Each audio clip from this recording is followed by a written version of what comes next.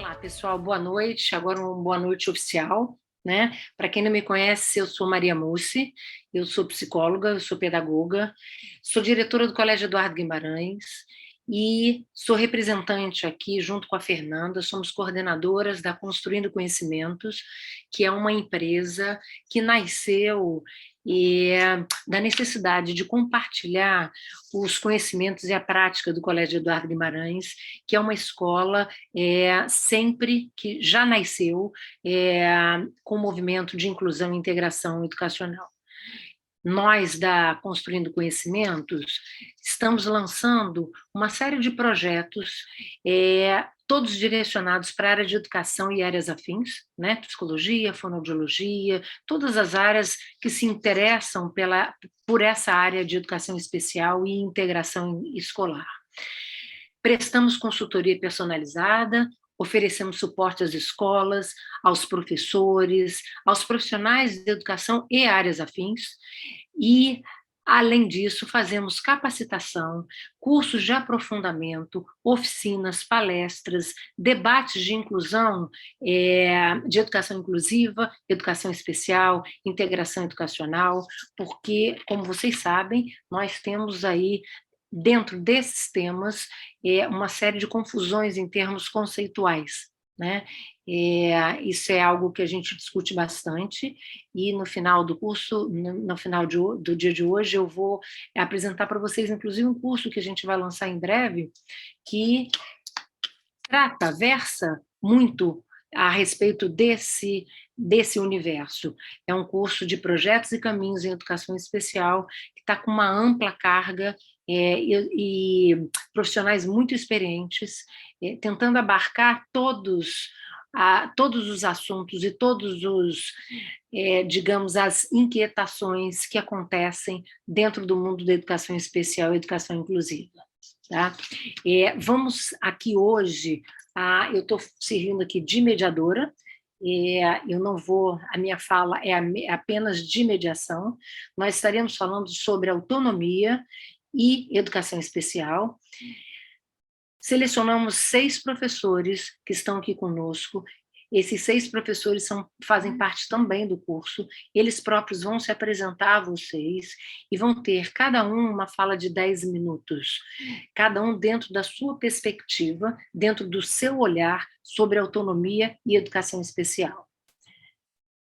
A tendência aqui é que as dúvidas aconteçam, e a gente pede que, isso acontecendo, vocês, por favor, coloquem no chat as perguntas, as inquietações, o que vocês quiserem debater, porque assim que a gente acabar com a fala dos professores, nós vamos abrir para um debate, primeiro para perguntas, e depois, se a gente conseguir tempo, a gente ainda pode debater alguma coisa.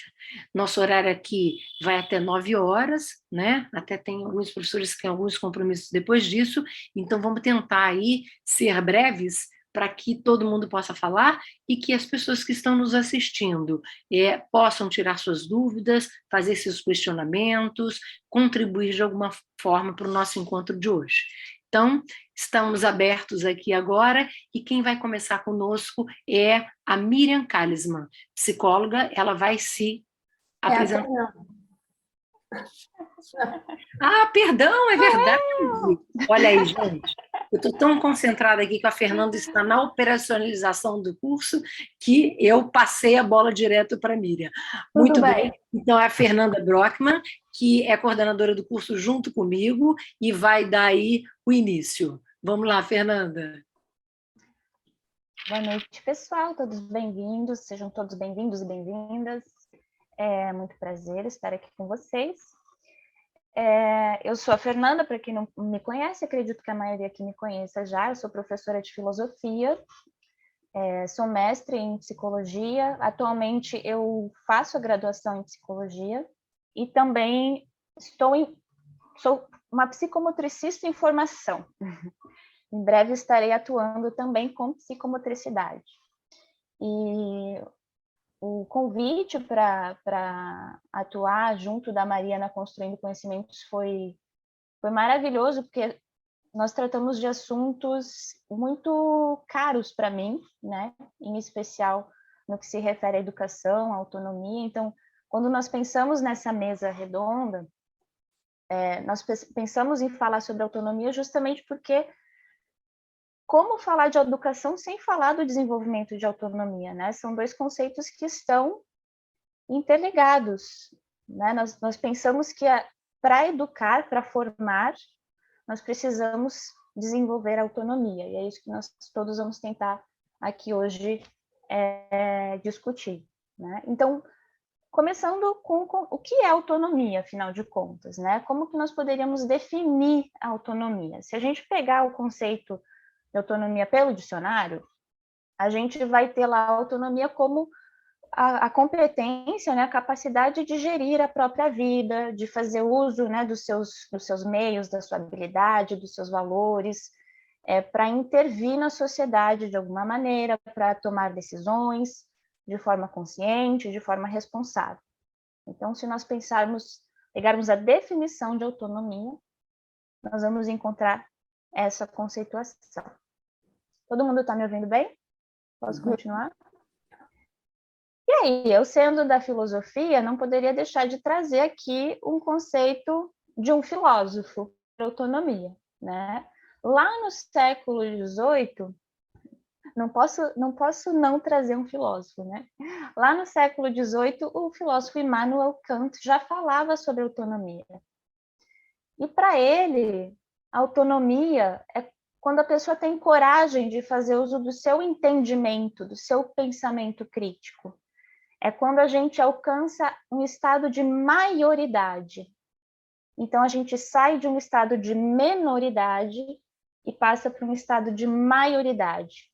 Quando a gente se torna capaz de pensar por si mesmo, de agir por si mesmo, assumir a responsabilidade pelas nossas ações. E para esse filósofo, a gente só consegue alcançar este estado de maioridade através da educação, né? Então, tornar-se autônomo passa necessariamente pelo processo de educação.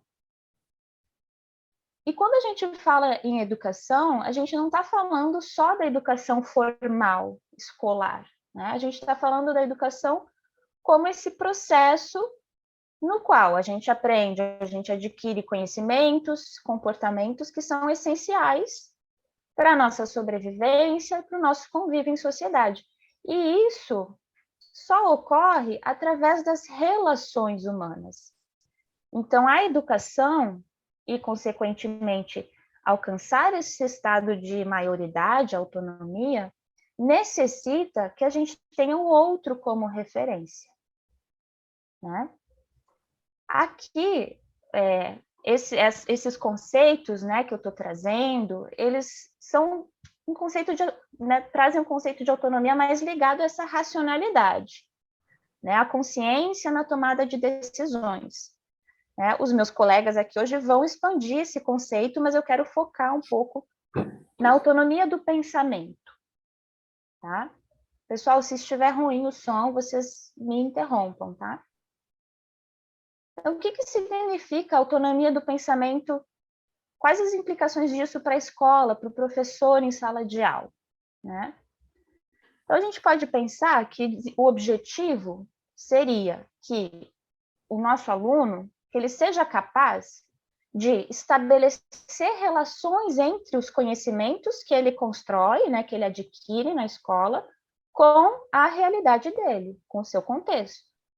Isso faz parte da autonomia, né? Perceber as relações entre os fenômenos que ele observa no cotidiano dele, isso envolve autonomia e pensamento, né? O pensamento crítico.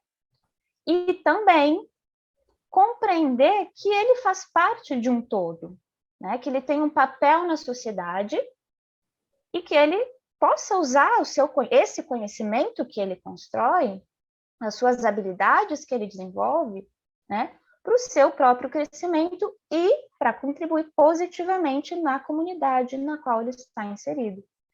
Então, aqui a gente tem a autonomia também ligada ao exercício da cidadania, que é um dos papéis da escola, né, que é o formar para a cidadania.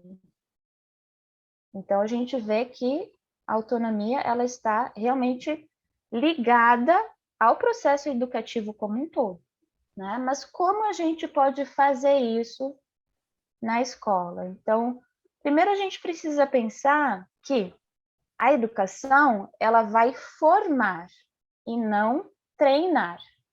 Essas duas coisas são diferentes.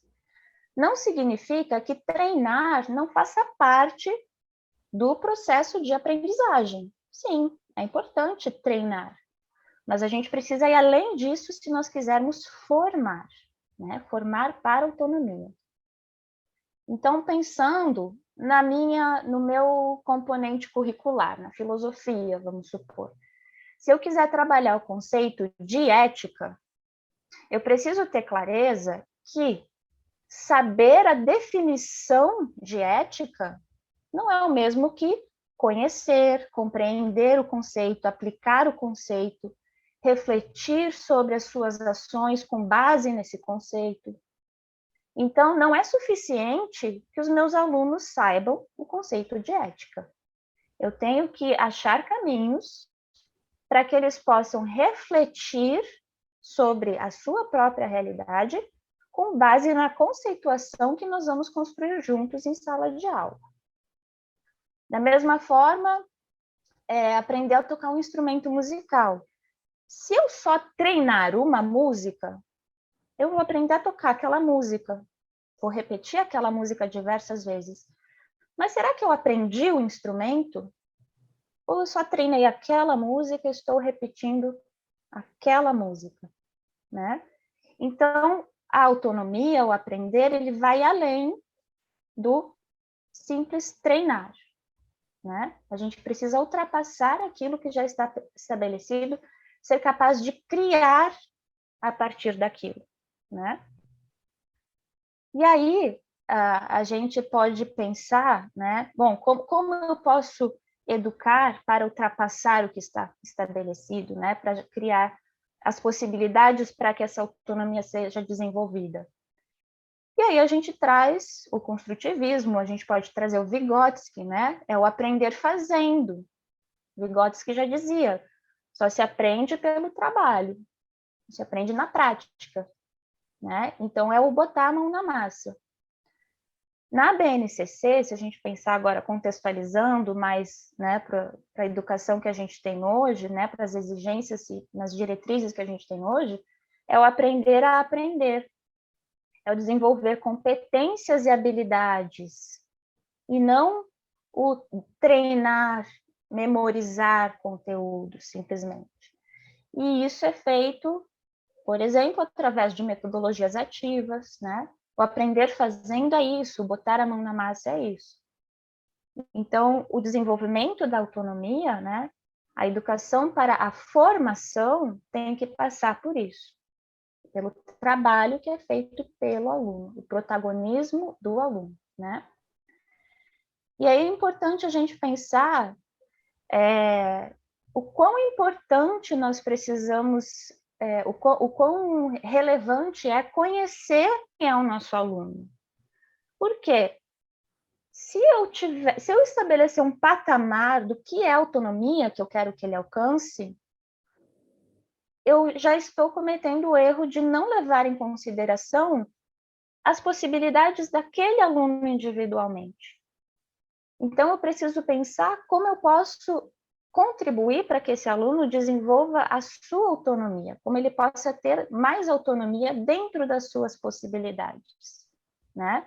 Então, por exemplo, se eu tiver alguém, né? Vamos por alguém que tem dificuldades motoras, aquela pessoa não consegue se vestir sozinha, e eu digo, ela não tem autonomia nenhuma.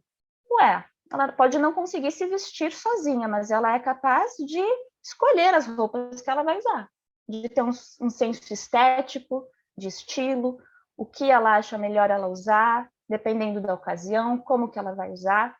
Então, a gente precisa sempre ter essas diretrizes, né, vamos dizer assim, mas partindo da possibilidade de cada aluno individualmente, né? Então, essas são as questões que eu acho mais relevantes para a gente pensar em termos de autonomia na educação de um modo geral. Não vou adentrar muito no assunto para também não roubar o espaço e a fala dos meus colegas, que com certeza vão desenvolver isso melhor agora. Já ia te falar que seu tempo acabou. Então, foi em ponto. Dizem que eu sou britânica, que eu sou pontual. Então, gente, tentando fazer aí um link rapidamente com o que a Fernanda trouxe, com o que com os nossos objetivos, a grande verdade é que a gente recebe na escola muitos pais, principalmente pais de alunos especiais, que ficam muito inseguros em que tipo de limite eles podem dar aos seus filhos e o que eles podem fazer para promover essa autonomia. A gente sabe que muitas vezes é mais fácil a gente fazer pelos nossos filhos, porque vai mais rápido, a gente agiliza a nossa vida, né? Porém, o quão importante a gente promover essa autonomia, porque nós não somos eternos, porque nossos filhos vivem em sociedade, porque eles vão precisar conviver com outras pessoas, né? Então, eu vou passar agora a palavra para a Miriam, que é psicóloga, e ela vai falar sobre habilidades sociais e, claro, voltado para a autonomia, habilidades sociais e mediação. Tá com você, Miriam. Então tá. Boa noite, eu sou Miriam Kalisman, sou psicóloga clínica, trabalho há 30 anos em clínica, em consultório, com parceria com várias escolas. Não tem como trabalhar com criança, adolescente e jovens, adultos, se você não tiver parceria com as instituições de ensino, de aprendizagem, né? Ao longo do tempo, minha clínica se tornou uma clínica de transtornos do neurodesenvolvimento e transtornos psiquiátricos, né? E aí eu desenvolvi um trabalho chamado Habilitando Habilitar, que é um trabalho de treinamento de habilidades sociais, e eu vou falar desse nome treinamento porque eu estou falando aqui focado dentro de um processo de autonomia para pessoas com dificuldades. Então, a gente tem que entender, assim, quem são as pessoas, como é que você vai treinar a habilidade social, né? Que é uma aprendizagem que vai de fora para dentro, ou seja, você tem essa capacidade de desenvolver a habilidade social, mas às vezes você não consegue, não sabe, né? Tem alguma dificuldade cognitiva. Então, quando a gente está falando de dificuldade, a gente está falando de desempenhar papéis, né? E a gente também está falando de competências, tá? E aí entra as questões dos transtornos, que a gente não vai poder se alongar agora, mas que é uma surpresa que vai acontecer no curso que vem aí com essa aula. Então, habilidade social, né? O que tem a ver com a autonomia? Habilidade social, o primeiro conceito é a capacidade que o indivíduo tem de autonomia. O que é autonomia para a habilidade social? É a capacidade de funcionalidade, de independência, de você gerar a sua própria vida, de você poder entender como é que você pode falar com o outro, como é que o outro pode te ouvir, o que você está entendendo e compreendendo. Existem habilidades sociais que são fundamentais numa escola, quando a gente está pensando em termos de educação, de sala de aula, que é uma habilidade básica, que começa muito na primeira infância, que é a habilidade de sentar, esperar, olhar, né? São 3 habilidades importantes. A habilidade de esperar é uma habilidade que a gente tem o tempo todo. Ela deve ser exercida o tempo todo, mas que muitas vezes, em função de algumas situações especiais de alguns alunos, eles não conseguem, porque eles têm um descontrole desse impulso. Então, eles não conseguem esperar. Então, é uma habilidade importante para ser trabalhada.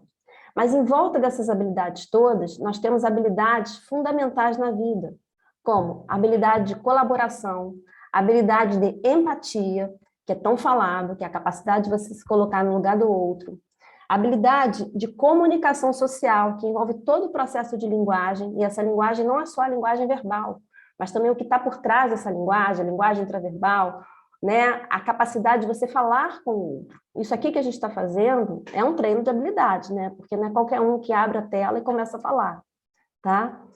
A dificuldade de habilidade social, ela é uma dificuldade que pode ser para todos. Ela também não está só envolvida com dificuldades relacionadas a transtornos do desenvolvimento ou a transtornos mentais, mas também, às vezes, uma dificuldade que você tem relacionada a um código cultural que você pertence. Aonde estou, né? Como é que eu vou falar, como é que eu vou me portar, como é que eu vou me sentar, dependendo de onde eu não estou acompanhando. Por quê? Porque quando eu estou falando de habilidade social, eu estou falando de comportamento. Eu estou falando de comportamentos que se adaptam àquele espaço. Então, quando eu estou falando de sala de aula, eu preciso estar prestando atenção, eu preciso me inserir no grupo, que é uma habilidade social muito importante, como eu vou fazer essa relação social. Quando você tem baixa de qualidade nas relações sociais, você baixa todas as suas habilidades, a sua comunicação fica restrita, né? Você começa a gerar vários sentimentos que te provocam sensação de isolamento. E aí a gente entra na associação do que é o mediador. Porque o mediador, dentro das habilidades sociais, ele é um profissional super importante. Por quê? Ele media esse comportamento. Ele serve como um suporte, como uma ponte. Na escola, por exemplo, ele serve como o quê? Como uma ponte entre o aluno, o professor, entre aluno, professor e amigos, entre professor e família. Então, ele vai mediar e vai completar essas habilidades sociais. A habilidade social não é uma coisa tão fácil de se aprender quando você tem dificuldade, mas é perfeitamente possível, principalmente quando você está em grupos. Por quê? Porque quando você está em grupos, você modela comportamento. Então, a ideia é você pegar comportamentos que são mais adaptados àquele espaço e você começar a trazer modelos para aquele indivíduo. A gente começa a trabalhar a habilidade social desde a primeira infância. E dependendo da criança, dependendo do adolescente, dependendo do adulto jovem, ou até mesmo do idoso, né, porque a habilidade social serve para todos, você vai entender aonde está o limite daquela pessoa. Muitas vezes a pessoa se sente estranha naquele momento, naquele grupo, exatamente porque ela não consegue se relacionar, e às vezes ela não tem essa noção do que está acontecendo com ela. Ela não sabe que ela está tão diferente daquele grupo. O habilitador social, que pode ser o professor, o educador, o mediador, ele serve exatamente não para apontar o erro, mas também para dizer, né, e dar dicas de como essas habilidades podem ser apreendidas. Então, a habilidade social é um trabalho muito amplo, né, muito intenso. A gente não vai aqui falar sobre como trabalhar com a habilidade social, isso a gente vai deixar um pouquinho para o curso, né, e teria que também ser um curso só disso, tá? Mas só para a gente poder entender que é fundamental o treinamento de habilidades sociais dentro da vida escolar, para a autonomia. Quando você tem autonomia, você consegue perguntar para o seu professor por que você está com dúvidas. Você consegue formar, estruturar dúvidas. Você consegue falar com seu amigo que você quer estar com ele. Você consegue entender os códigos, os convites. Você consegue se relacionar. Você consegue arranjar um namorado, uma namorada na escola. Você consegue ter uma vida onde você flua socialmente. Isso é muito importante. Quando você socialmente não se sente adaptado, você acaba se isolando. E muitas vezes o grupo mesmo te exclui exatamente por esses comportamentos diferenciados, estranhos. O mediador, ele tem um papel na escola que não é o papel do professor, mas é um papel que auxilia o professor. Por quê? Porque muitas vezes ele vai traduzir àquele aluno aquele comportamento que o professor tem como expectativa para aquele aluno, né? Para aquele aluno poder entender como ele pode se portar em sala de aula. Para isso é muito importante que a equipe ela possa se relacionar, se comunicar. Então a gente já começa a ver que a habilidade social não está só no aluno para ser trabalhada, não, também está na equipe, né, multidisciplinar dentro de uma escola. Porque muitas vezes o mediador ele não sabe qual é o papel dele na escola. E o professor também não sabe qual é o papel do mediador na escola. Há lugar para todo mundo. Nem sempre o mediador precisa ser um professor, pedagogicamente falando. Nem sempre um professor deve ocupar o papel do mediador. O professor, naturalmente, ele já media a aprendizagem. Mas dentro de uma turma, às vezes tão heterogênea, você usar o suporte de alguém que serve como ponte é fundamental para que essas habilidades sociais possam ser desenvolvidas. A minha fala é essa, tá? Eu acho que a gente pode ficar aqui horas falando sobre habilidade social. Eu acho que uma das habilidades mais importantes é essa comunicação social, que engloba tudo.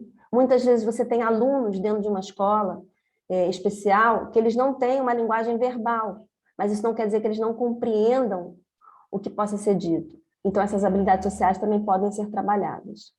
Então, a habilidade social, o primeiro conceito é a capacidade de funcionalidade, a capacidade de autonomia, a capacidade de se adaptar ao meio ambiente. Isso é fundamental para que você viva em paz, feliz e saudável. É isso. Obrigado, Miriam. A Miriam traz o conceito de habilidades sociais e de mediação, que são conceitos muito importantes. Dentro do Colégio Eduardo Guimarães, a gente trabalha isso incessantemente, e o papel do mediador dentro da escola tem sido fundamental para que a gente possa entregar para os nossos alunos o que de fato eles necessitam, né? Para que um professor de turma especial ou de turma inclusiva possa, de fato, fazer o seu trabalho e incluir essa criança, ela necessita da figura do mediador. É fundamental, como a Miriam falou, o mediador, o professor, ele tem o papel dele, o mediador tem o papel dele. Dentro do Colégio Eduardo Guimarães, nós não trabalhamos com o mediador sendo professor do nosso aluno. Ele simplesmente media, seja situações de conduta, seja situações ligadas à aprendizagem propriamente dita, nem que seja para focar a atenção daquele aluno na hora da aprendizagem, que muitos deles são muito dispersos e se perdem nessa dispersão. Então, obrigada aí pela sua fala, Miriam, é muito pertinente. E os dois profissionais que vêm a seguir, eles vão trazer recursos para autonomia, recursos, enfim, recursos que podem ser utilizados para facilitar essa autonomia. Então, com a palavra agora vai ser a Maria Ângela, ela é fonoaudióloga.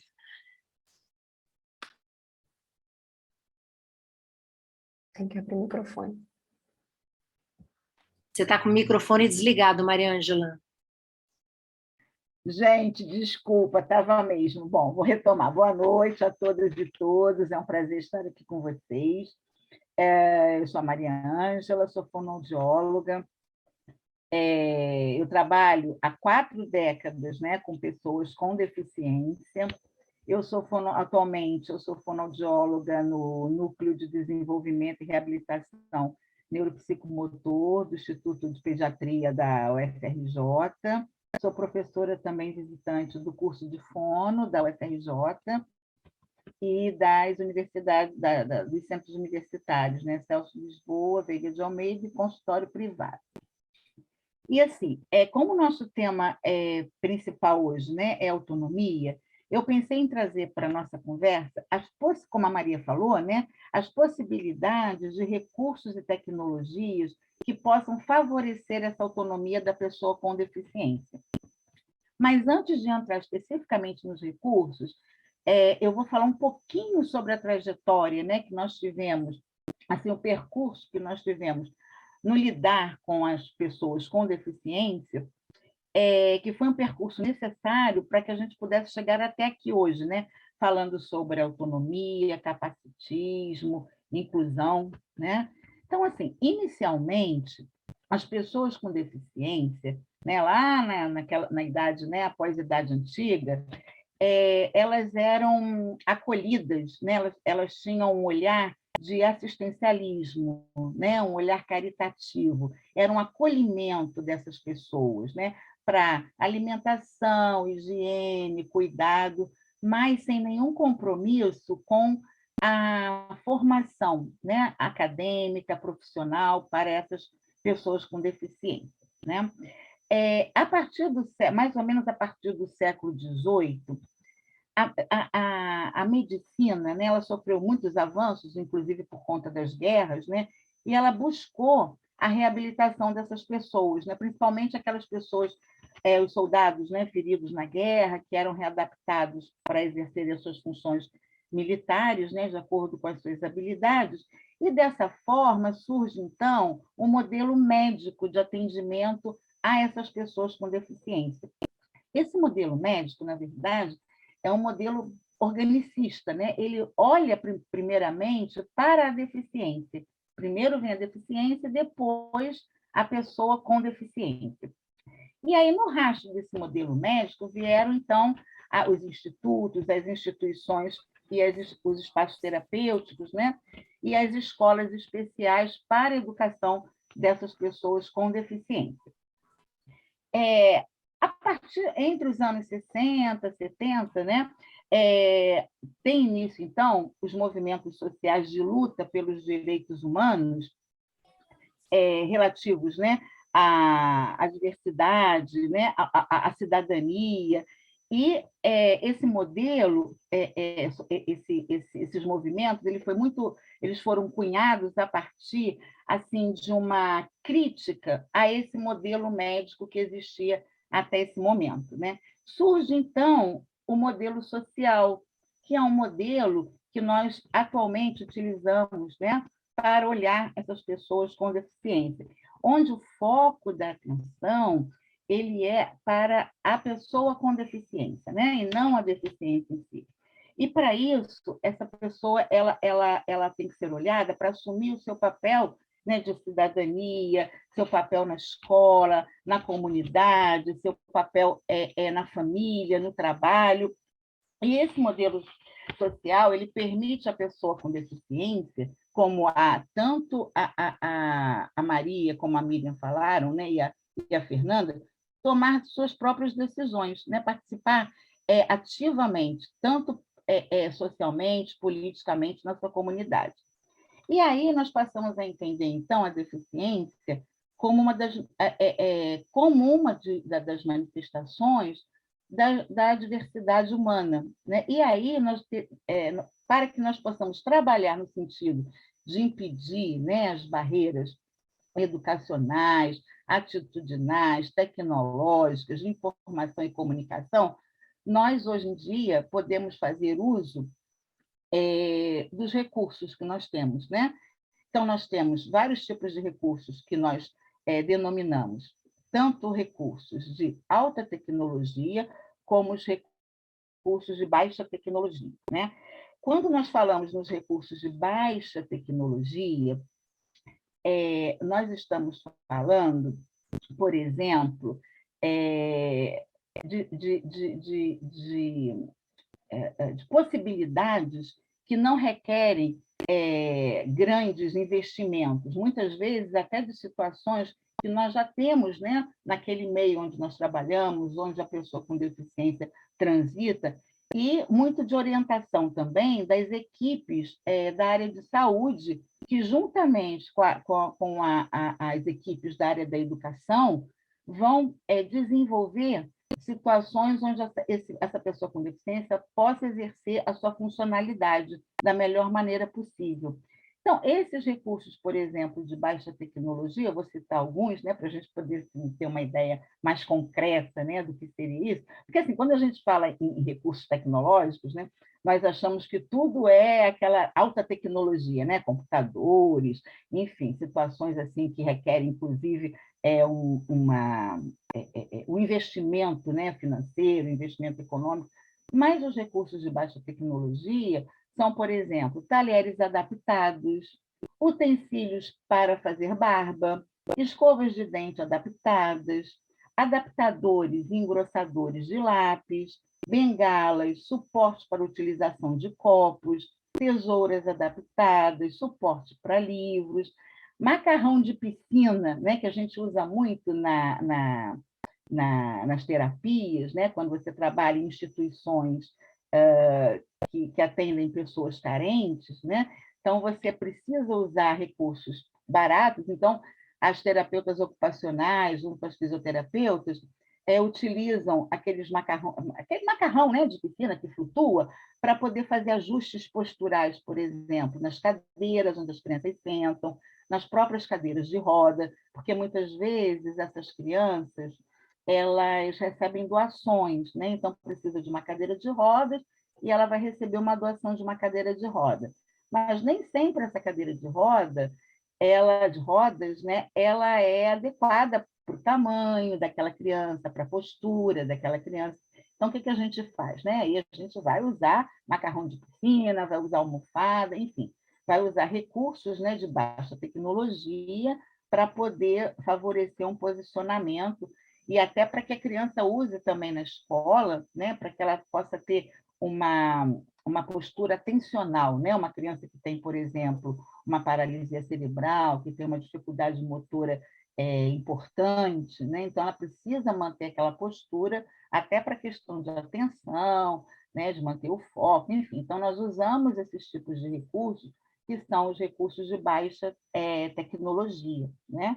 Mariângela, você tem 4 minutos, tá? Ah, já estou acabando. Os recursos, gente, olha, se deixar eu falo aqui de quê? Os recursos de alta tecnologia são, aí sim, né, são justamente aqueles que nós identificamos até mais rapidamente, né, que são, por exemplo, os dispositivos eletrônicos, né, como teclados modificados, mouses especiais, acionadores específicos para computadores, ponteiras para digitação, leitores de tela, hardware e software, né, para tornar o computador acessível para essas pessoas com deficiência. E temos também a comunicação alternativa ou ampliada, que é para aquelas pessoas que não conseguem, né, não podem utilizar a comunicação pela oralidade. Então, nós usamos esses recursos, né, da comunicação alternativa e ampliada também. Enfim, esses recursos, na verdade, eles podem proporcionar à pessoa com deficiência maior independência, qualidade de vida e inclusão social, através da ampliação da sua comunicação, mobilidade, integração com a família, amigos, sociedade, e permitindo uma autonomia, né, uma autonomia real, uma autonomia de fato. Tá? E aí, para finalizar, né, para não me estender muito, eu vou trazer aqui uma fala de um filósofo dos séculos XVI e XVII, Francis Bacon, que ele é considerado um dos fundadores da ciência moderna, onde ele falava que os aparelhos e os instrumentos igualam os homens. E eu concordo com essa ideia. Obrigada. Obrigada, Mariângela, pela sua fala. O que a Mariângela falou agora tem uma pertinência muito grande dentro da nossa vivência escolar. Né? A gente não vai deixar de atender a necessidade de um aluno porque ele não tem dinheiro e não pode utilizar alguma coisa de alta tecnologia por conta dos valores, né? A gente tem formas adaptativas que, junto com as equipes, a gente pode dar conta de entregar a essa criança algo que seja necessário e pertinente para a deficiência dela, né? Agora vai falar o Fred Mamed. O Fred ele vai se apresentar e ele vai trazer mais um recurso. O recurso dele é um recurso mais subjetivo, e ele vai explicar a vocês, mas também é um recurso para inclusão e promoção da autonomia. Vamos lá, Fred. Olá, pessoal, boa noite. Meu nome é Fred Mamed, eu sou professor de Educação Física e sou psicomotricista também. Eu trabalho... já estou formado há 15 anos dentro da educação especial, com essa questão de transtornos e saúde de uma forma geral. Já fazem 10 anos que eu estou mais voltado para essa parte. E quando a gente vai falar de educação especial, eu vou trazer para vocês 2 exemplos, porque quando a gente fala a palavra especial, muitas vezes a gente remete a pessoas que, de repente, precisam de uma ajuda mais visível, mas nem sempre isso acontece. Por exemplo, um exemplo bem próximo nosso que aconteceu na Olimpíada, por exemplo, da Simone Biles, e um outro atleta olímpico também, que é o Michael Phelps, que é a pessoa que mais ganhou medalha de ouro em todas as Olimpíadas de todos os tempos. Ambos são diagnosticados com TDAH. E o TDAH, especialmente neles, fazia com que eles tivessem uma perda de foco muito grande e logo não conseguissem resultados positivos escolares. Então, quando eles foram para dentro do esporte, isso lá nos Estados Unidos é algo muito fomentado, quando eles foram para dentro do esporte, foi por um motivo, porque quando a gente faz uma prática, por exemplo, aeróbia, com uma intensidade moderada a forte, a gente consegue fazer ativações no nosso cérebro que venham a suprir aquelas ativações ruins, vamos botar assim, que o TDAH poderia estar causando nesse cérebro desses dois indivíduos ou de qualquer outro que venha ter a mesma questão deles. Então, isso dá um exemplo para a gente bem prático de como o esporte, como o exercício físico pode envolver, pode colaborar dentro dessa parte da educação especial. Isso falando de um transtorno específico, né, que é o TDAH. Mas eu acho que a gente pode ir um pouco mais além. Por exemplo, com a questão do bullying, que é algo que, infelizmente, ainda é muito corriqueiro no nosso dia a dia escolar. E o esporte, ele pode agregar nesse sentido, principalmente um esporte coletivo. Por exemplo, no nosso país, no Brasil, de uma forma geral, o futebol é algo que é muito fomentado. A maioria das pessoas gosta de futebol, os meninos gostam de futebol. E a Miriam falou sobre a questão da convivência, a Fernanda falou também da questão da ética, isso tudo a gente pode colocar uma questão de regras sociais, e o esporte, quando não competitivo, principalmente como um fato agregador, ele é muito capaz de criar essas regras sociais. Porque no esporte, por exemplo, a gente pode separar um time com um menino que seja um pouco melhor, e aí a gente coloca uma criança que tem uma maior dificuldade nesse time, e esse menino começa a se sentir pertencente daquele ambiente.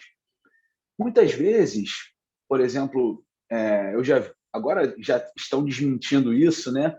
Mas falavam que o Messi era autista, mas mesmo se ele não for autista, ou se ele for, isso não importa, mas existem relatos que ele tem dificuldades sociais, dificuldade de relacionamento com outras pessoas.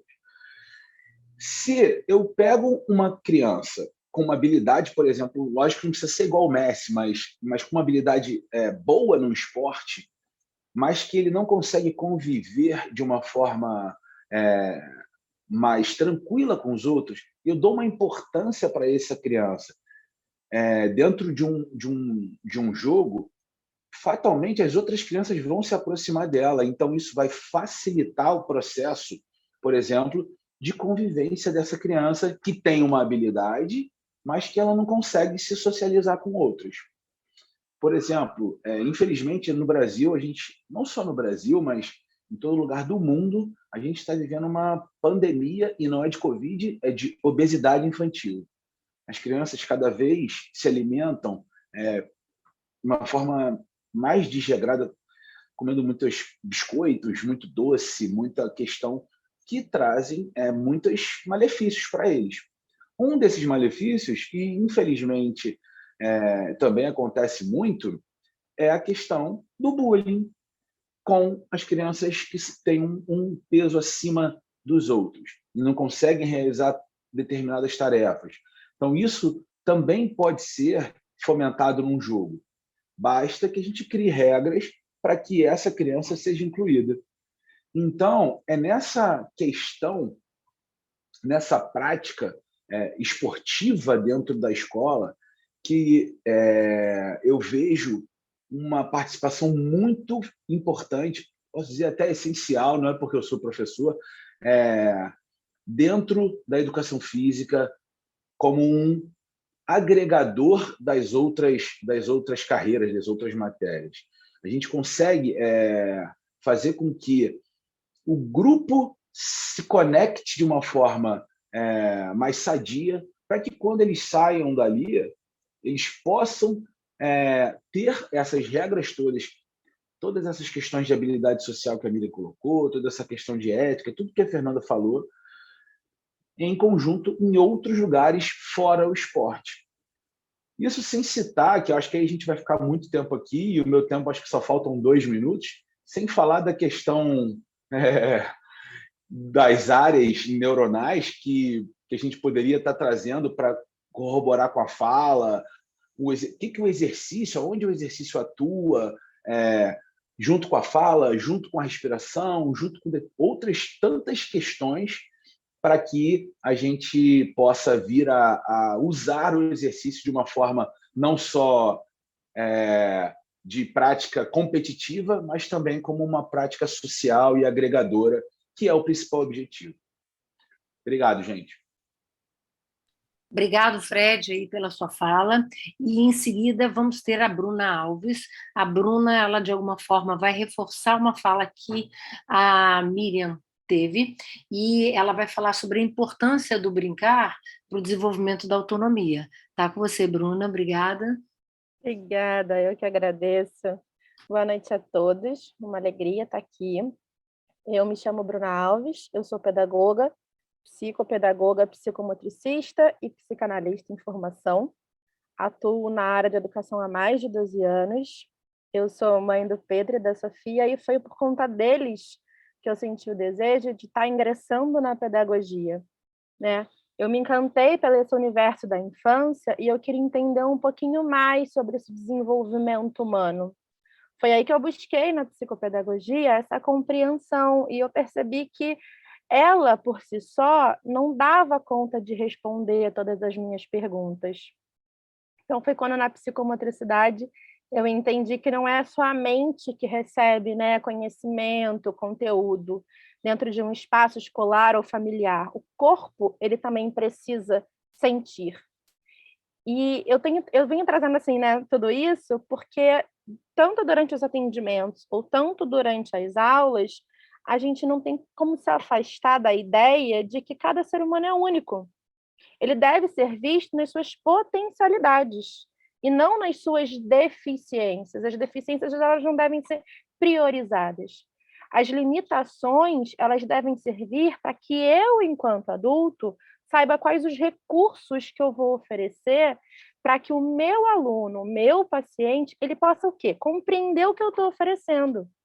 Lembrando que tudo isso é o quê? Uma troca de saberes, não é um lugar onde eu, enquanto adulto, ofereço um único caminho. É troca.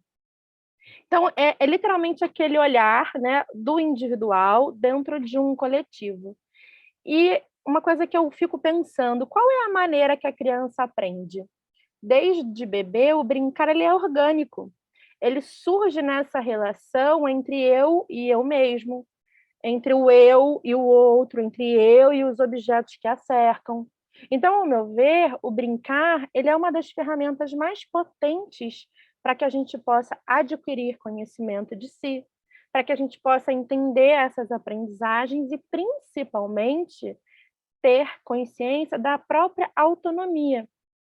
Então, é fundamental que eu possa permitir que o outro, né, eu enquanto educadora, eu enquanto, né, profissional no atendimento, eu no papel de adulto, eu preciso permitir que o outro seja, que ele entenda o seu papel. E assim, eu não consigo acreditar que exista uma ideia de autonomia sem uma construção de vínculo, sem uma relação de confiança. Então, esse vínculo afetivo em um ambiente seguro, onde o brincar livre ele coloca sendo fundamental, a criança consegue desenvolver uma iniciativa. Porque enquanto a criança está brincando, o que ela pode fazer? Ter o desejo de saber se ela escolhe o brinquedo A ou se ela escolhe o brinquedo B. Se ela tem o desejo de saber qual a cor que ela prefere pintar alguma coisa. Então, isso eu estou trabalhando além da autonomia, dela ter a possibilidade da escolha. A partir de tudo isso, assim, eu também acho que o brincar, ele também traz uma outra construção que é muito vinculada à autonomia, que é a flexibilidade. De nada adianta uma criança entender que ela tem a autonomia, a iniciativa para escolher um brinquedo, para refazer um tipo de brincadeira, se ela não tem a flexibilidade de poder dizer: oi, agora eu não quero, mas eu posso fazer daqui a pouco. Ou então, oi, agora eu não tenho a escolha de que eu não posso fazer, porque daqui a pouco eu não vou ter esse tempo. Então, o brincar, ele possibilita muitas coisas. Eu gosto muito de usar, eu vou falar igual a Fernanda, né? Falou de um filósofo, eu vou falar de um pediatra e um psicanalista, que é o Winnicott, que ele fala que brincar é fazer. O brincar não é um dentro, não é um fora, ele é o entre. E aí eu vou roubar uma fala da Miriam que ela fala, né, que a ponte é isso, o brincar é essa ponte que, além de promover uma constituição do ser humano enquanto pessoa, ela possibilita a construção do vínculo, da autonomia, do ambiente seguro, dessa flexibilidade. Isso tudo de quê? De maneira harmoniosa. No brincar, a criança compreende que as coisas que ela está vivenciando tenham talvez um lugar. Se ela vivencia uma realidade que é difícil de ser convivida, no brincar, ela encontra estratégias para trabalhar essas questões que nem ela sabe que existem. Então, eu acredito que, de alguma maneira, a autonomia, o brincar, ela tem uma relação direta com o quê? A maturidade da criança. E essa maturidade, ela não está relacionada com a idade cronológica, e sim com o amadurecimento emocional, com o desenvolvimento emocional da criança, sabe? Então, assim, quando eu entendo no meu atendimento, ou na minha aula, ou a outra pessoa que está à minha frente, eu sei das suas potencialidades, eu posso pensar em quais recursos, quais os jogos, quais as brincadeiras que eu vou utilizar para que essa criança possa aprimorar as suas habilidades. E é fundamental que eu construa jogos junto com ela, para que ela se sinta pertencente a esse trabalho. É muito importante que eu promova ou que eu possibilite o uso de objetos não estruturados, para que ela possa criar, ter a criatividade, a imaginação. Quando eu ofereço o rolo de macarrão, para que ela decida o que ela quer fazer com aquele rolo. Quando eu entrego a ela uma bacia com uma colher de pau, o que ela deseja fazer com aquilo. Então, quando a gente vai construindo junto com a criança esse jogo, esse brincar, ela vai aprendendo que ela é segura, que ela pode estar sozinha mesmo que na presença do outro. E isso eu acredito que é fundamental para a autonomia, sabe? E como a Fê falou, né, a questão da autonomia pode não ser a troca de roupas, eu posso não querer trocar sozinho, mas será que eu, enquanto adulta, eu respeito a autonomia corporal da criança? Eu respeito que ela escolheu a posição de ficar em pé ao invés de ficar deitada? Isso também é escolha, isso também é autonomia. E eu acredito que é no brincar que todas essas autonomias, todas essas potencialidades, tudo isso, ele vai sendo construído de forma leve, de forma prazerosa, seja na relação familiar, seja durante a escola, ou seja durante os atendimentos psicopedagógicos. Era um pouquinho isso que eu queria estar trazendo. Agradeço imensamente estar aqui com vocês. Obrigada, Bruna. Então, a Bruna vai lá do brincar desde pequena, que inclusive a Miriam já tinha tocado nisso. E, por exemplo, lá na nossa escola, nós atendemos alunos até a idade adulta, alunos, inclusive, especiais, que são encaminhados para o mercado de trabalho. Eu vou passar agora a palavra para a Marta, ela vai trabalhar, ela vai falar sobre capacitismo e autonomia. Com você, Marta. Boa noite. É um prazer muito grande rever aqui colegas, né, de muitos anos de trabalho, né? E eu comecei na área da educação, fiz pedagogia na UERJ, com especialização em educação especial, com a minha querida amiga Ana Lúcia Foster, e aí nós entramos juntos para o colégio.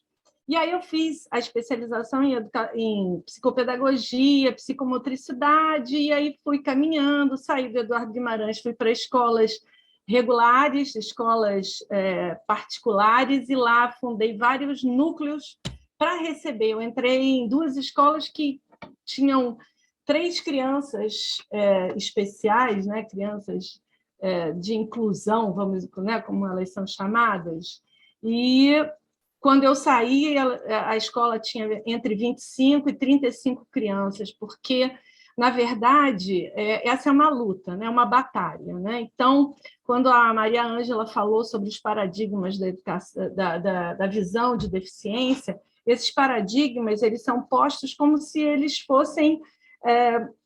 como se eles acontecessem através dos tempos. Né? Mas a minha pesquisa do mestrado, que foi em cima da inserção da pessoa com deficiência no mercado de trabalho, provou que todos esses paradigmas convivem no imaginário e na realidade dessas pessoas. Eles estão aí esses paradigmas estão postos aí nesse momento. Você tratar uma pessoa com deficiência como um coitadinho, como alguém que não tem a capacidade para aprender, para se desenvolver, para ter uma vida com autonomia, isso está posto agora. E aí, uma das disciplinas também que eu vou trabalhar é a questão das leis. É o que a gente fala, se não vai por bem, a gente vai por mal, né? Então, mal que eu digo é assim, a gente começa a criar realmente leis e começa a criar situações onde, hoje em dia, a minha pesquisa mostrou, e ela é uma pesquisa que partiu de uma outra teórica também, que fez essa pesquisa alguns anos atrás, mostrou que os próprios profissionais e as próprias pessoas que trabalham dentro das empresas dizem, hoje em dia, a pessoa com deficiência só tem um lugar no mercado de trabalho por conta da Lei 8.213 de 91. Essa lei levou 24 anos para iniciar, né, que as empresas realmente começassem a absorver essas pessoas, esses profissionais. Ora, uma pessoa entra na escola, estuda, se capacita, faz uma faculdade e, por ela ter um comprometimento orgânico, que pode ser uma deficiência auditiva, uma deficiência visual, uma deficiência física, ela é quase que obrigada a exercer uma função aquém da capacidade dela. Então, o que acontece muitas vezes, hoje em dia, é que as empresas elas formatam uma vaga que normalmente é auxiliar administrativo ou auxiliar de serviços gerais, né, pasmem, e aí, para poder cumprir a cota, colocam essas pessoas. E aí a gente tem advogados, pessoas formadas em administração, psicólogos, temos pessoas da área de educação trabalhando nas empresas nessas vagas de trabalho. Então, é preciso, quando a gente fala de autonomia, é preciso que a sociedade se prepare e ela compreenda o quanto isso é fundamental.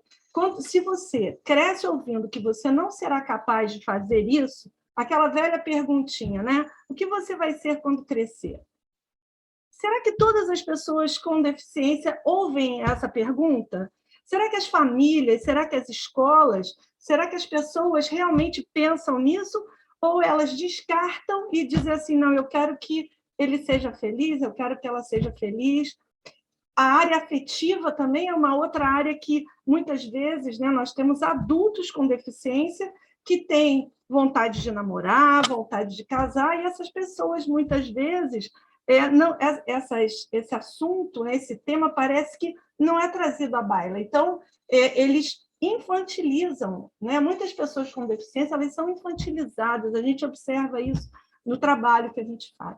Eu vou pedir para a Fernanda colocar, eu separei alguns slides, porque realmente o nosso tema ele é amplo. Então, é só uma palhinha para vocês em relação ao nosso curso, né? Então, assim, o mercado de trabalho ele não tem que ser baseado, né? As vagas que vão serem absorvidas, né? As vagas de cota, elas não têm que ser baseadas na igualdade, sim na equidade. Essa imagem aí que a gente tem, né? Do último menino que recebe um banquinho, todos eles recebem o banquinho do mesmo tamanho. Mas, realmente, para ele, esse banquinho não funciona. Então, se nós queremos realmente dar oportunidades onde aquela pessoa possa se desenvolver, ela possa ir adiante, desenvolver todas as capacidades que ela tem, a gente tem que funcionar na base da equidade. Pode passar, Fernanda, por favor. Essa pergunta, né? Quando eu crescer? E aí, será que todos os alunos, né, todas as pessoas com deficiência que são atendidas em consultórios, que vivem em famílias, né, será que eles ouvem essa pergunta?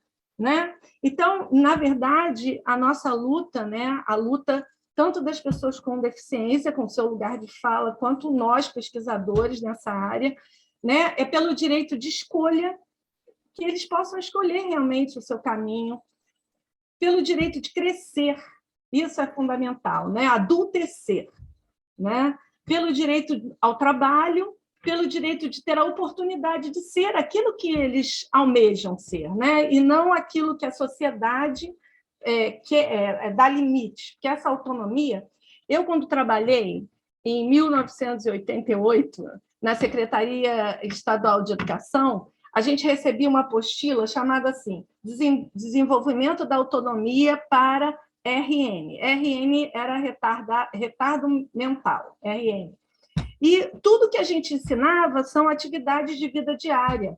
Uma pessoa com um determinado QI, que era classificada como RN, não tinha condição de alfabetização. Nosso currículo não tinha alfabetização como componente curricular. Então, vocês vejam que o que nós ensinávamos era abotoar o botão da blusa, e tinha uns equipamentos para isso, né? Então, é preciso que a sociedade também evolua, e não só que a gente possa fornecer equipamentos como a Maria Ângela falou, né? Os equipamentos eles estão aí para serem usados, mas o limite e a possibilidade desse uso, quem vai dar é a própria pessoa. Aonde ela vai chegar, isso não nos cabe, né? É um crime quando um médico diz para uma família assim, olha, o seu filho não vai andar. Você pode comprar um carro Zeus e vai preparando essa família para que essa pessoa tenha um limite de crescimento, né? Eu tenho essa vivência pessoal, né? Aos 4 anos eu ouvi o médico dizer isso para o meu pai, e hoje em dia o meu irmão anda, ele conseguiu uma autonomia que ele não teria jamais se ele tivesse continuado como um cadeirante. Pode passar, já estou terminando, gente. Então, assim, nós temos... Pode voltar, por favor. Eu acho muito importante essa fala, que é da Carolzinha. Ela diz assim, o meu ato de protesto é existir.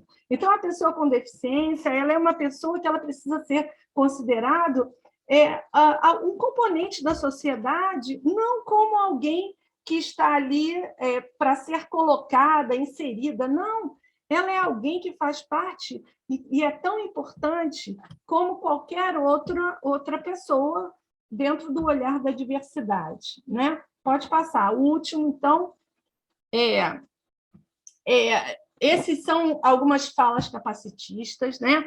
O capacitismo é o preconceito direcionado à pessoa com deficiência, assim como a gente tem, né, o sexismo, o racismo, é aquela possibilidade de você tirar a pessoa do lugar de pessoa. Então, tanto para mais quanto para menos, o capacitismo ele tira as reais possibilidades da pessoa. Então, quando o Mamed falou, né, quando uma pessoa que participa da Paralimpíada, ela está ali exercendo o que ela treinou para fazer. Ela não é um super-herói, ela é uma pessoa que escolheu estar ali com as capacidades dela. Ou o contrário, você olhar achando que aquela pessoa nunca vai conseguir aquilo. Então, assim, dentro do curso também a gente vai estudar sobre o Estatuto da Pessoa com Deficiência, né, que são as leis que orientam as novas possibilidades da educação inclusiva, que é a Lei 13.146 de 2015. Ela não obriga, ela só orienta. Então, é importante conhecê-la e cada escola, né, e cada núcleo se adaptar a isso.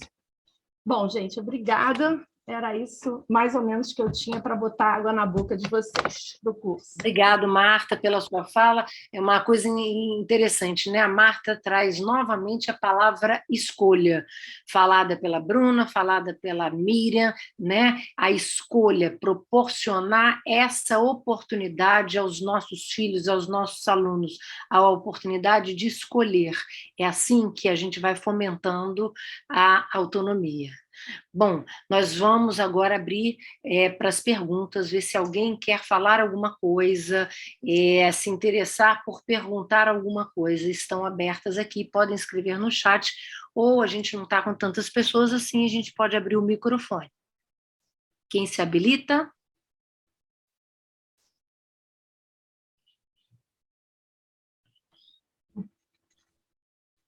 Maria? Pois não? Deixa eu ligar minha câmera. Eu gostaria de fazer uma pergunta.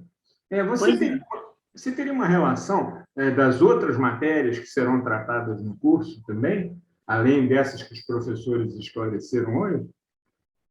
Vamos mostrar. Fernanda, você em pode breve. responder, Fernanda? Claro, nós temos sim. Quer que eu já mostre agora ou vamos ver se alguém mais tem algum comentário ou pergunta? Pode mostrar. Vou compartilhar aqui com vocês, então.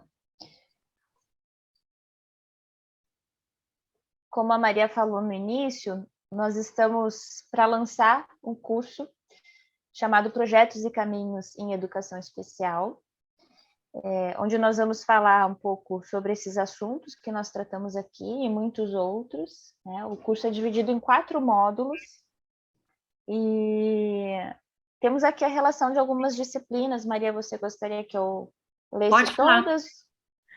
Então, no primeiro módulo, a gente vai falar sobre história e atualidade da educação inclusiva.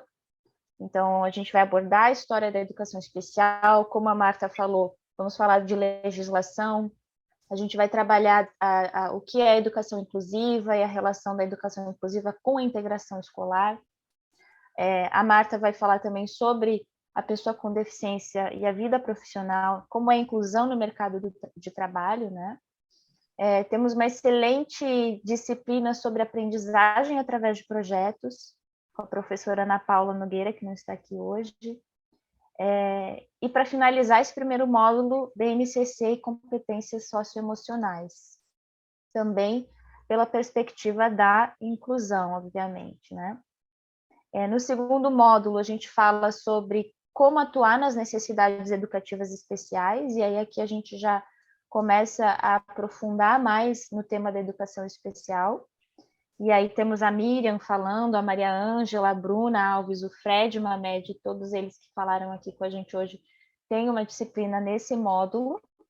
Então vai ser falado sobre o desenvolvimento da criança, do adolescente e do jovem adulto, né? A medicação e os transtornos mais presentes em sala de aula, alguns problemas ligados ao distúrbio de aprendizagem com a Maria Ângela, né? Vamos falar de psicopedagogia, educação especial, psicomotricidade e integração sensorial. Tudo isso no segundo módulo. Tem mais 2, gente, não termina aí, tá? Tem mais 2 módulos. O terceiro módulo é Neurociência e Educação. Então, nós temos o Rogério Favila, a Cris Marie Hackenberg, a Maria Mussi, que está aqui com a gente, a Miriam, que vai falar mais um pouco hoje, que falou hoje, né, vai falar mais um pouco sobre habilidades sociais no curso, e o Gilmar Carneiro, que vai falar sobre educação positiva. Deixa eu ver aqui, porque eu acho que alguém está com controle remoto, de alguma forma, e fez um risco aqui. Não sei como. Não sei como isso aconteceu. Mas não faz mal, segue, vai, Fernanda, não tem problema. Temos o quarto módulo, o módulo final, que são os recursos que a gente apresenta para se trabalhar com projetos em educação especial. E aí nós temos, de novo, a Miriam falando sobre a mediação escolar, a gente vai falar músicas e emoções. O Flávio, que está aqui nos assistindo, nos prestigiando, que também é professor do curso, vai falar sobre teatro como forma de expressão. Temos práticas de incentivo à leitura. O Ronaldo, que também está aqui, vai falar sobre informática na educação especial. A professora Renata, que é professora da escola Eduardo Guimarães, que é nossa parceira, vai falar sobre a experiência dela, práticas, né, no cotidiano escolar. Temos o esporte como facilitador do processo de inclusão, um pouquinho o que o Fred falou, mas quem dá essa disciplina é o professor Paulo. E para finalizar, nós temos algumas disciplinas mais focadas para os professores, né, que é a psicologia positiva para educadores e práticas meditativas e consciência corporal, onde a Vânia vai falar do cuidar de quem cuida, que nós não podemos esquecer, né? A gente fala tanto dos alunos e como trabalhar os alunos, os estudantes, e a gente esquece que é preciso cuidar dos professores também, né? Então, aqui é uma palhinha do que nós teremos nesse curso, que será lançado em breve pela Construindo Conhecimentos. E para quem está presente aqui hoje, nós vamos fornecer 10% de desconto nas mensalidades para o ano que vem. ok? Então, quem tiver interesse, a Fernanda vai mandar por e-mail ou WhatsApp assim que a gente abrir o curso, e vamos estar divulgando aí para vocês. Os nomes de vocês já estão aqui registrados e vocês já têm 10% de desconto, ok? Mais alguém gostaria de falar alguma coisa? Isso é bom e ruim, né, gente? Hoje a gente foi muito claro, né? Vou falar, então. Não, assim, eu queria só reforçar, né, o que a Marta havia colocado com relação a essa questão da pessoa com deficiência, né, ter o seu lugar, né, principalmente no trabalho, ele se capacita e depois ele não tem, né, como ter essa autonomia de trabalho. E, assim, ao longo, né, dessa caminhada com relação à pessoa com deficiência, o que nós estamos fazendo aqui hoje, né, nós estamos fazendo parte de um processo, né, que cada vez caminha um pouquinho mais adiante, não é? A gente conversar, receber, transmitir conhecimento, falar sobre essas questões, porque é a sociedade, na verdade, que empurra, né, essa questão para diante. É um esforço da sociedade, é um esforço da pessoa com deficiência, da família das pessoas com deficiência, dos profissionais que atuam, que fazem com que leis, projetos, né, vão acontecendo para que a gente continue nesse caminho apartado da exclusão. Então, se a gente parar para pensar, tem pouquíssimo tempo que nós estamos falando, né, dessa possibilidade da inclusão escolar, da autonomia, do deficiente que chega ao mercado de trabalho. Tem pouquíssimo tempo, né? Então, nós precisamos estar sempre em movimento para que essas questões sigam adiante.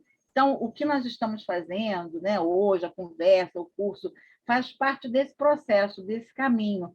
Né? Então, assim, a gente tem que incomodar mesmo, tem que fazer, tem que bater lá na porta do governo, sabe? Tem que abrir a boca, tem que exigir, porque senão a coisa não anda. E, infelizmente, no momento atual, periga até de retroceder, né? Porque muitas leis, muitos decretos que nós havíamos conseguido, né, estão correndo risco até de retrocederem, né, com relação à questão das escolas especiais, enfim, várias situações, né, que dependem, né, do momento histórico, cultural, político, social, né, do mundo como um todo e particularmente do Brasil. Então, eu acho que isso que nós estamos fazendo faz parte desse processo, sim, né, para a gente continuar esse movimento. É Porque isso aí, sem movimento a coisa não flui. É isso aí. E aí a gente pede a vocês que nos ajudem aí a divulgar o curso. Espero que vocês tenham aproveitado e, de alguma forma, também estejam junto conosco, querendo arregaçar as mangas e lutar por essa causa que para nós é tão importante. Com certeza. Tá? Gente, muito boa noite. Obrigada aí pela participação de todos. Tá ok? Só vou reforçar, quem quiser entrar em contato com a gente, eu vou colocar aqui o nosso e-mail. E nós temos também o nosso Instagram, estamos sempre disponíveis para quem quiser mandar mensagens. E o nosso e-mail é contato@construindoconhecimentos.com.br. Vou escrever aqui no chat para todos que quiserem tirar dúvidas. Mas só para avisar que quem se inscreveu vai receber a divulgação do curso quando ele for lançado e o desconto de vocês já está garantido, tá bom, pessoal?